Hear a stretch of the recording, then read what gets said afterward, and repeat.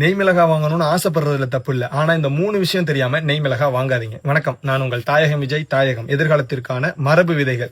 நெய் மிளகா நெய் வாசம் வர்றது என்னமோ உண்மைதான். ஆனா அதுக்கு தகுந்த மாதிரி அதிகமான காரமும் உள்ளது.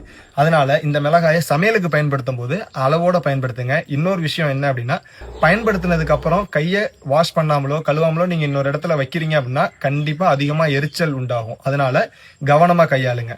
2, நெய் மிளகா நம்ம வாங்கிருவோம், விதைகள்லாம் போடுவோம். ஆனா நிறைய நபர்கள் இது முளைக்க மாட்டேங்குது அப்படிங்கிற தகவலை கொடுத்துக்கிட்டே இருக்கிறாங்க.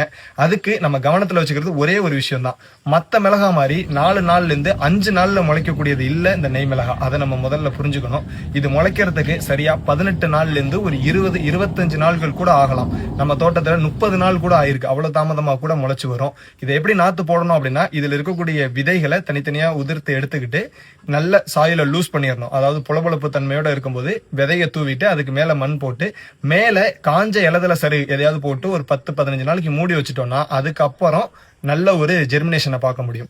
3, ஜெர்மினேஷன் வந்ததுக்கு அப்புறம் சரியா ஒரு 30 நாள் வயதுடைய வளர்ந்ததுக்கு அப்புறம் நல்லா வளரும் போது ஒரு ஜானுக்கு மேல இருக்கக்கூடிய செடியை எடுத்து நிழலான இடத்துல வளர்க்கணும். பொதுவா இந்த நெய் மிளகா ஊட்டி, கொடைக்கானல் போன்ற குளிர் பிரதேசங்கள்ல வளரக்கூடியது. இப்ப நம்ம பகுதியில நம்ம இதை விளைய வைக்கணும் அப்படின்னு நினைக்கும் போது அதற்கு தகுந்த சூழலை ஏற்படுத்த வேண்டியது ரொம்ப ரொம்ப கட்டாயம். அதனாலதான் நமக்கு இப்போ இந்த கார்த்திகையிலிருந்து தை மாசியில பனி இருக்கும் போது அதிகமா நமக்கு அறுவடைக்கு நிறையவே வரும்.